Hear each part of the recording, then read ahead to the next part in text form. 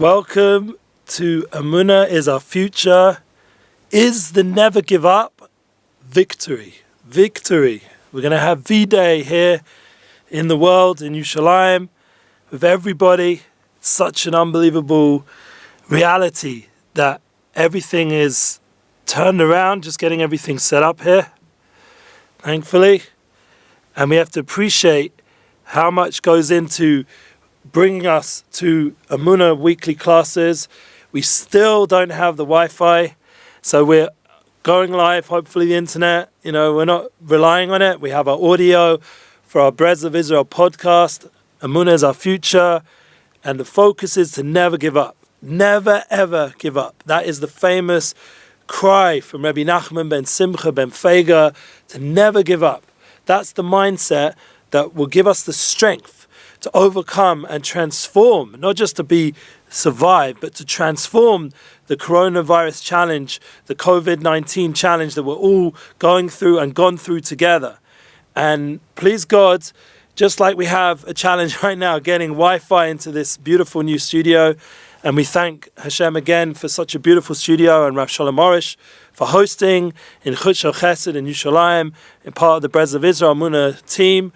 We want to really give a lot of energy and spirit, that kind of spirit that we see from Rav Orish himself, constantly putting out, thank God, classes on a nightly basis. And now we have the Rabbanit.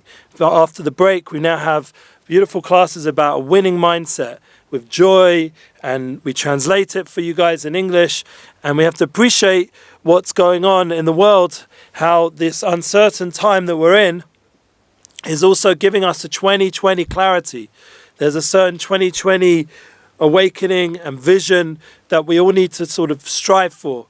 And that's the kind of never give up attitude that won us the war. Thank God I'm from England originally, and I'm a Jew. So I remember the V-Day celebrations. I don't know what it's going to be like this year, but it's 75 years since the original V-Day of 1945. Tafshin Hey, I believe, in the Jewish calendar. We're now Tafshin Pei, 75 years later, and we can't just let time fly past and not experience these victories, these moments of celebration. So please God, we're going to go back out into the world soon with the masks and with the sanitizer and all the different guidelines. But we're still going to be able to go out, and we're going to be able to interact. Hopefully we're going to be able to shop, we'll be healthy, we'll be well, and all the people, Hashem Yerachem, who suffered during this time and were sick, and Baruch Hashem, they had refuah shlema, or God forbid, they passed away, and they are now in Shemayim, in heaven, praying, and they're bringing the current struggle into the heavenly courts and the heavenly system to bring down only mercy upon us all. And I was listening to so many different speakers and seeing how much unbelievable chizuk is available right now, that we, all of us, have the power to tune in to a new, renewed world, a world of recovery. I personally am building this vision that I had alongside the one with Rav Orish of making sure that our Emuna Torah is online, but also the vision of a unified real recovery. I'm building it, and please God, it's going to come out on a Unity Flow podcast, and I believe it will be totally consistent with our Emuna is Our Future podcast, because the concepts of recovery, the recovery world, the 12 Steps movement, and great thought leaders like Stephen Covey back in the day, and nowadays we have so many, thank God, who are putting out a very positive mindset for our generation, to be vulnerable, to be real, to deal with your issues, not to run away. This is the kind of mindset that Rav Orish, ever since he's been putting out books the last 20, 30 years on Emuna and the Garden Emuna series, this constant reality of facing ourselves and being real. And all of us in some way need to do that process. All of us need to tune in to what's real and functional right now, because the key of Netzach Shebenetzach, which is today, the middle of the Sfiras HaOmer count, the middle of the count up to Har Sinai, is to do. Not only to experience the victories, but to create those victories, to do something about it, to be proactive, and to get that energy that we can all be in a society that's focused on a win-win.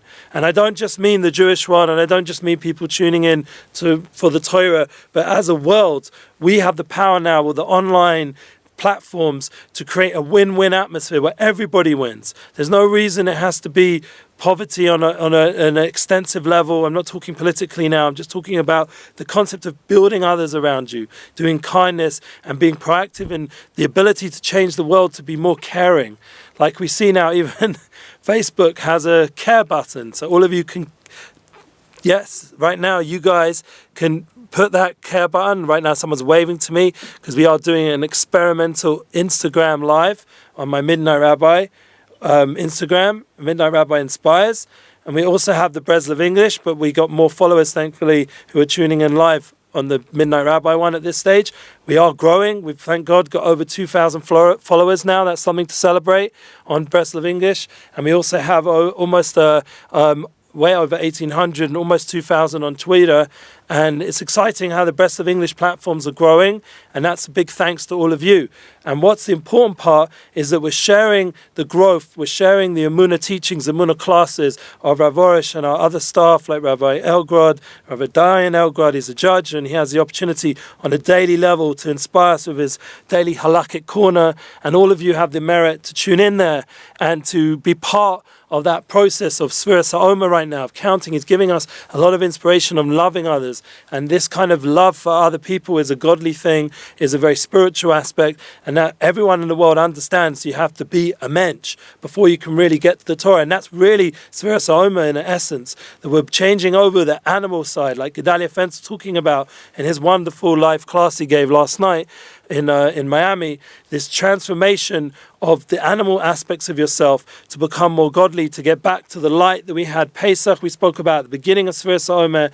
In our previous classes, we mentioned that light, and then bridging that light with the Shechianu that we're going to make on Shavuot night, after making that Sheva Shabbos to Mimos, that we've reached that completion of the counting, and that climax of Shavuot, which is now only halfway, we're halfway there, 5 days away towards reaching that special Yom Tov that will give all of us that needed inspiration of a new Kabbalah Torah, a renewal of Torah, and please God, a renewal of health, the breathing, the real illness that we spoke about in last week's class. It's free. Hashem's giving us the Torah, b'chinam. All we have to do is just be there and be part of the process of counting and working on ourselves, getting our mind to a good place to build that vessels that we have kalim in, and also our heart to be able to really pray and want the Torah, to have a will, like Gedalia spoke about from Rav Orish's books, the New Light, which I gave that actual book. I gave it to Gedalia originally a few years back when we were in his home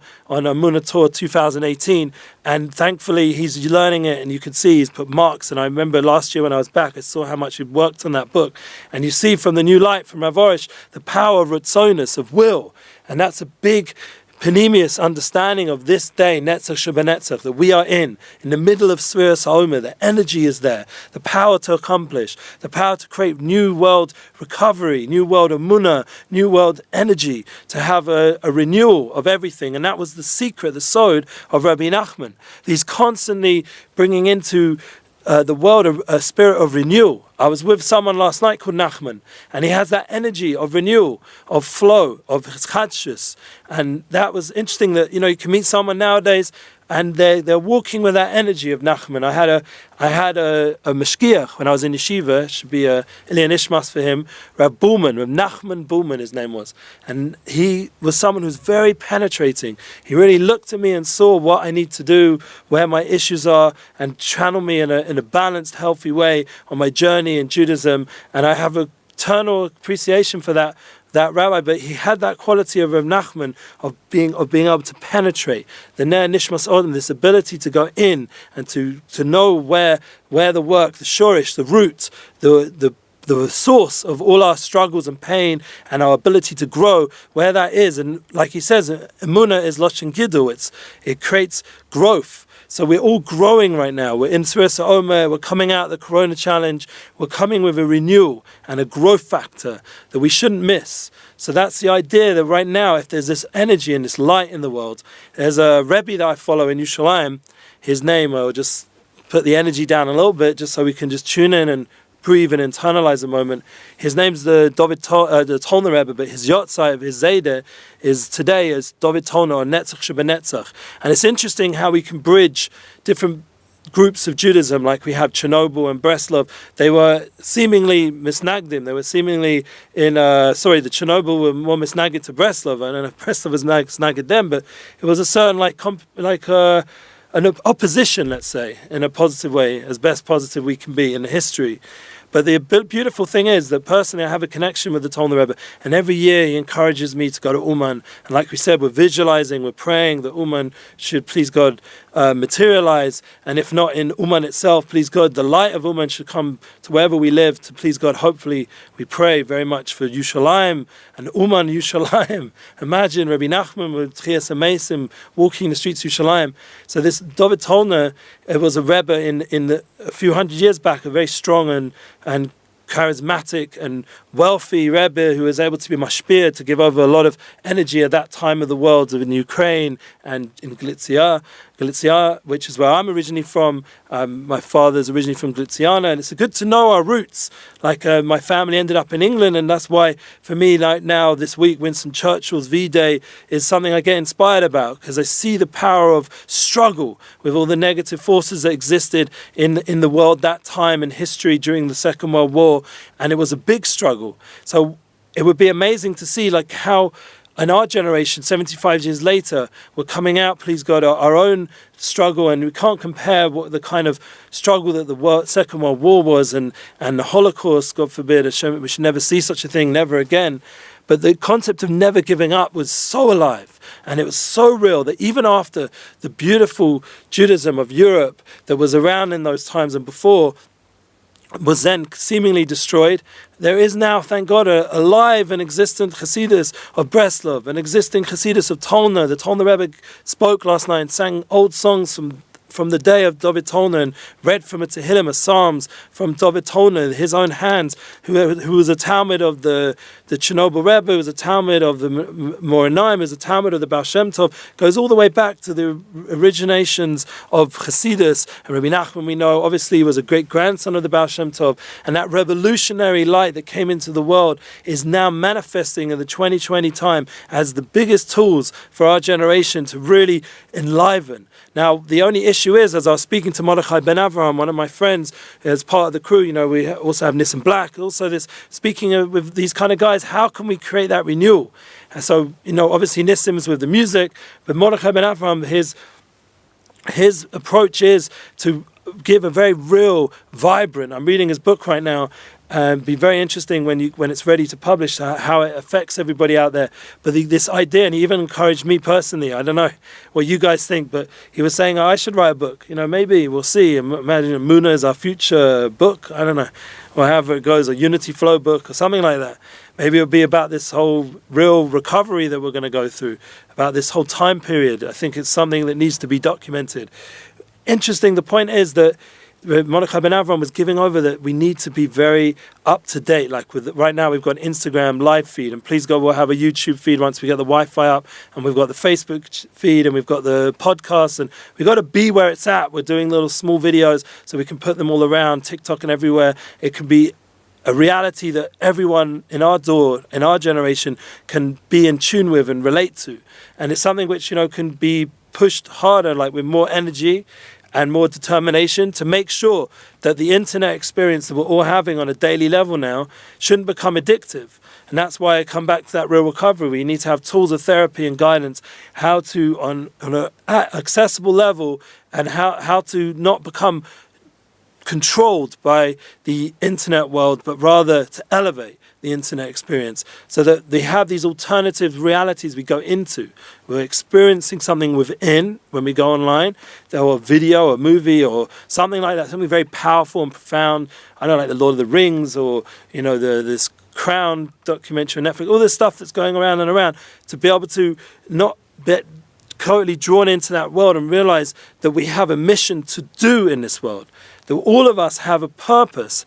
Everyone has their tafkid, their mission, their unique reason they were created. And to understand that we should never give up on working on accomplishing that and being victorious. That all of us have the power to build those dreams, to build those goals, to manifest them, to make them into reality, that with objectives and call to action to make other people inspired to do it. Like we saw so well demonstrated by the Lubavitcher Rebbe through Chabad, we see how well they've achieved their ability to impact the world. And nowadays, thank God, it's gone on to an individual level to everybody can do it. Every single person listening here can become their own influencer in their own way, have their own channel, and all the children and all the family and everyone in their own way can find their way to be a mashpia, to bring that good energy into the world.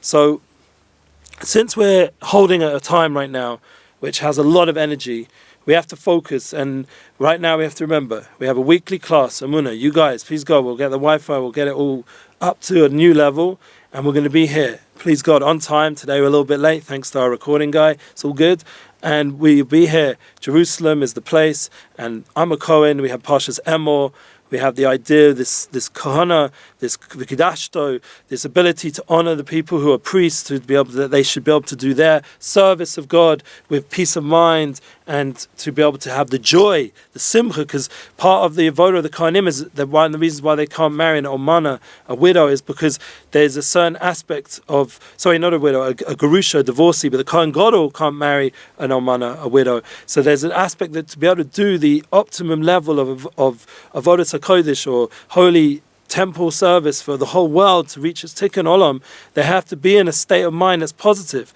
So we learn out from this week's parsha the importance of simcha. We have all the chagim in this week's parsha. V'simachta v'chagech. We have to be simchadik. We have to be happy. We're going to read about the festivals. We're going to read about all the light that comes down in the world through these special times in the year.